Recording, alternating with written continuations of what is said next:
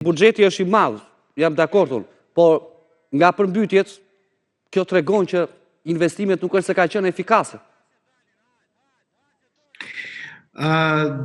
Nuk është domosdoshmërisht ashtu si thoni ju. Investimet ruajnë dhe ndërtohen në bazë të një kapaciteti mesatar mbi të cilin të rreshjeve, i cili është një kapacitet i llogaritur shumë vjeçar. Në kushtet kur këto kapacitete te i kalohen disa herë brenda një periudhe shumë të shkurtër kohe, kur në një periudhë 3 ditore neve kemi patur rreshjet pothuajse 50% të rreshjet mujore të gjithë janarit, apo të themi rreshjet e 50% të rreshjeve vjetore në zonën e ulësirës perëndimore.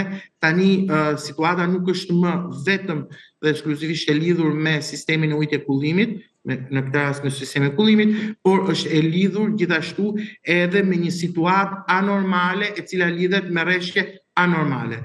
Pra, të heqësh një drejtvizore që shkon nga ujitja, nga përmbytja tek mos funksionimi i hidrovorëve apo mos funksionimi i kanaleve kryesore, kjo është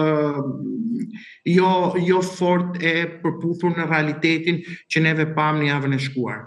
Gjithsesi, e di pse këto përmbytje janë të rënda sepse dëmet janë shumë të mëdha, sepse do të kemi më pak ushqim, janë dëmtuar sera, janë dëmtuar të mbjella pafund, përpos e themi krerëve të baktive. Dhe kjo do ta rëndojë dhe qytetarin që është në Tiranë apo qytete të tjera, pavarësisht se nuk është përmbytur, sepse do të ketë rritje edhe të produkteve. Unë besoj që është herët akoma që neve të diskutojmë për nivelin e dëmeve. Pikërisht procesi tani ka filluar që neve të merremi me ose të analizojmë pak nga pak efektin dhe nivelin e dëmit që ka. Në momentin kur ky proces do të jetë përfunduar, neve do shohim realisht se sa do t'jetë vlera dhe masa e këtij procesi. Aktualisht neve nuk mund ta bëjmë një gjë të tillë. Gjithsesi, zoti Guri, jemi te ky vit, te 2026, a duhet që të rishikohet, le të themi, buxheti brenda Ministrisë Bujqësisë që vërtet duke parë edhe këtë situatë që u krijua të merren masa që të investohet më shumë dhe madje tjetë vetë Ministria e Bujqësisë që të qëndrojë mbi kokë certifikimit të investimeve në kanale kulluese, në argjinatura, dhe jo t'ja lërë për shembull pa fyer njëri burokratëve të cilët mund të çojnë një ekskavator atje 2 orë dhe firmosin letrat dhe u krye.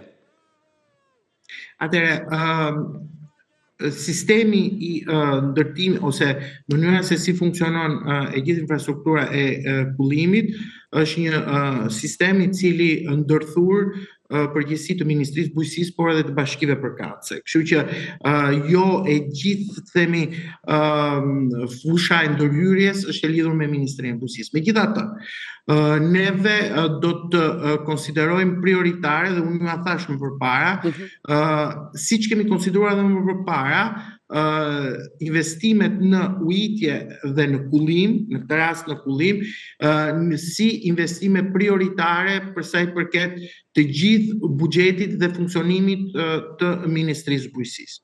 Akoma më shumë, elementët të cilët u evidentuan si sfidues gjatë përmbytjeve të fundit, por edhe problematika që kemi patur vitin e shkuar, do të jenë elementët prioritar të cilët do të mbështeten me investime në vitin 2026. Pra, neve jemi në fillim të vitit dhe është momenti kur neve absolutisht integrojmë të gjitha këto problematika të reja në listën tonë prioritare të ndërhyrjeve. Zoti Guri, unë ju falenderoj. Faleminderit, ishte kënaqësi.